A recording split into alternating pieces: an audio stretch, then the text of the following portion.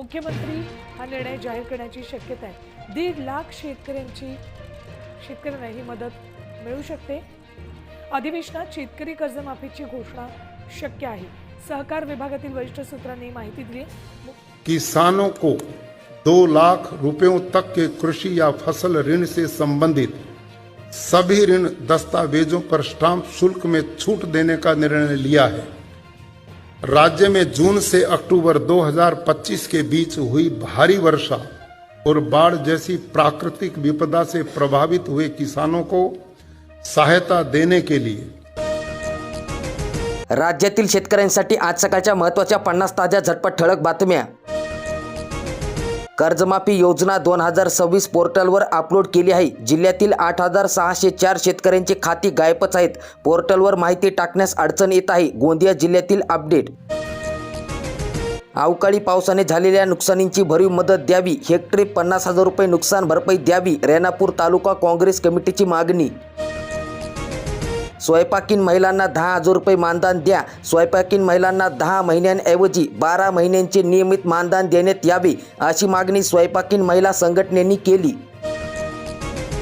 13,000वर कार्डधारकांच्या ration धान्यावर प्रशासनाची टाच। मिशन सुधार योजनेअंतर्गत तालुका स्तरावर पडताळणीची मोहीम सुरू आहे। चाळीसगावला लाल कांद्यांची विक्रमी आवक। 5 दिवसात लाल कांद्यांची विक्रमी आवक। 5 दिवसात मिळाला 1277 रुपयांचा भाव। 15 वर्षानंतर होणार जनगणना। जिल्हा प्रशासनाची पूर्ण तयारी सुरू।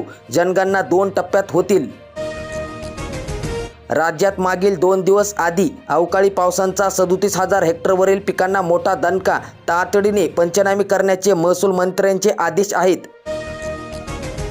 लाडक्या बहिणींचा संयम सुटणार। नोव्हेंबर 2025 पासून अद्याप देखील 30% लाडक्या बहिणींना योजनेचे पैसे मिळाले नाहीत। जानेवारी महिन्यांचे 1,500 रुपये मागील 2 ते 3 दिवसात महिलांच्या लाडक्या बहिणींच्या खात्यात जमा। गावरान कारले 200 रुपये। फळ व पालेभाजी देखील वाढल्या दुपटीने। तापमान वाढींचा परिणाम। आवक घटल्याने वाल शेंग, भेंडी, चवळी, फुलगोबी देखील भाव वधारले। सोयाबीनच्या दरात आणखीन घसरण। कृषी उत्पन्न बाजार समितीत सोयाबीनला प्रति क्विंटल 4,730 ते 5,150 रुपयांचा दर मिळाला। थकीत कर्ज भरा अन्यथा कारवाई। बँकांचा नकारात्मक पवित्रा। महामंडळाच्या वतीने 19 ते 26 फेब्रुवारी या कालावधीत विशेष वसुली मोहीम राबविण्यात आली। वादळी वारा पावसामुळे नुकसान झालेल्या पिकांचे तात्काळ पंचनामे करून तातडीने मदत करा। रयत क्रांती संघटनेचे तहसीलदारांना निवेदन। परभणी जिल्ह्यातील अपडेट।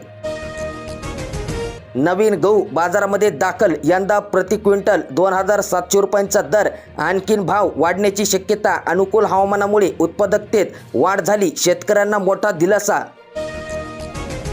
मका खरेदी ठप्प। शेतकऱ्यांच्या मदतीसाठी खासदार रसावले।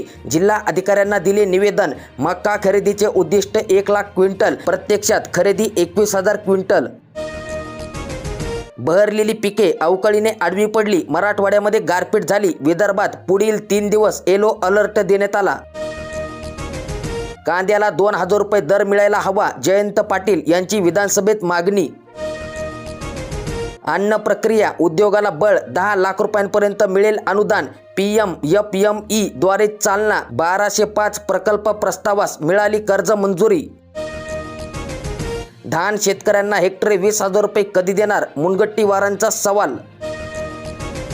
अवकाळीमुळे 3,409 हेक्टरवरील पिकांचे नुकसान। 53 गावातील तब्बल 3,830 शेतकरी बांधित। हातातोंडाशी आलेला बळीराजांचा घास हिरावला। बीड जिल्ह्यातील अपडेट। दर कपातीवर युटर्न। केंद्राची अवघ्या 24 तासात दुरुस्ती। कृषी उत्पादनांना कपात लागू नये। निर्यातीला दिलासा।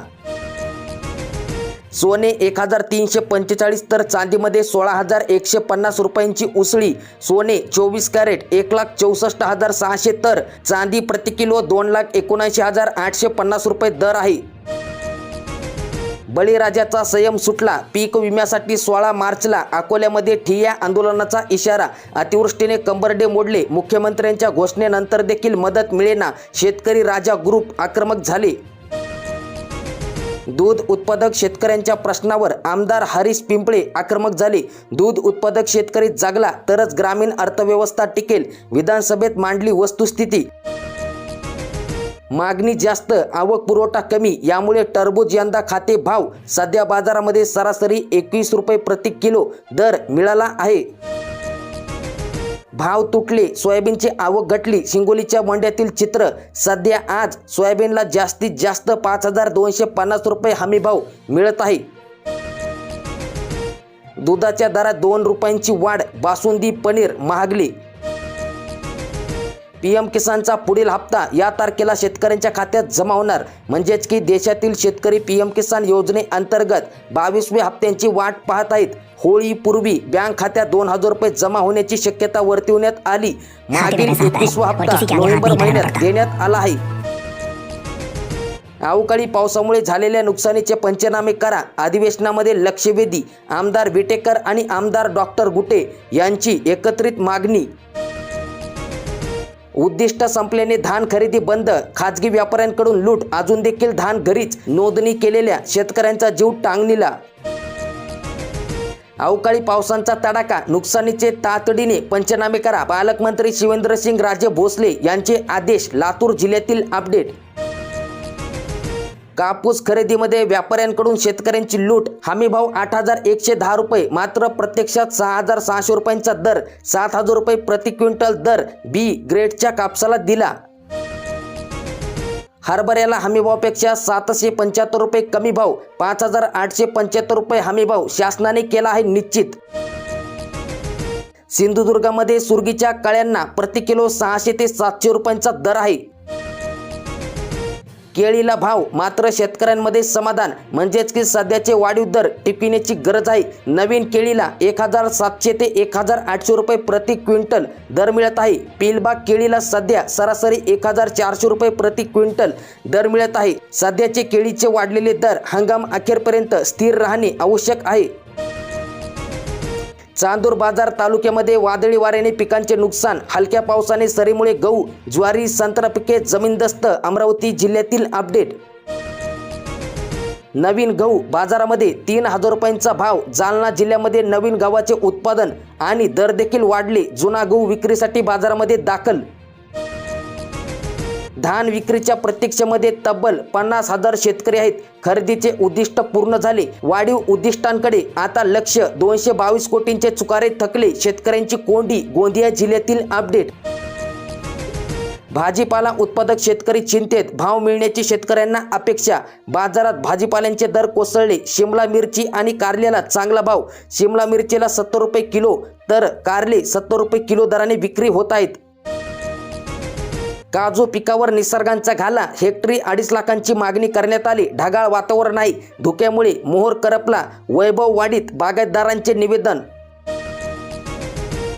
राज्यातील 11 जिल्ह्यांमध्ये पावसाची शक्यता वर्तविण्यात आली तर पूर्व विदर्भात आज देखील वादळी पावसांसाठी पोषक हवामान आहे. राज्यातील काही ठिकाणी मागील 3 दिवसांमध्ये पावसाने हजेरी लावली आहे तर यवतमाळ, नांदेड आणि वर्धा जिल्ह्यात काही ठिकाणी गारपीट देखील झाली. याचा पिकांना फटका बसला आहे. हवामान विभागाने आज राज्यातील काही भागांमध्ये हवामानाचा अंदाज दिला आहे. राज्यातील काही भागांमध्ये आज पावसाची शक्यता वर्तविण्यात आली आहे. मध्य महाराष्ट्रातील अहिल्यानगर, पुणे, सातारा आणि सोलापूर जिल्ह्यात काही ठिकाणी मेघगर्जनेसह हलक्या पावसाचा अंदाज व्यक्त करण्यात आला तर यवतमाळ आणि चंद्रपूर येथे वादळी पावसाची शक्यता. तसेच मराठवाड्यातील बीड, नांदेड, लातूर आणि धाराशिव जिल्ह्यात देखील ढगाळ हवामानासह काही ठिकाणी मेघगर्जनेसह हलक्या पावसाचा अंदाज व्यक्त करण्यात आला.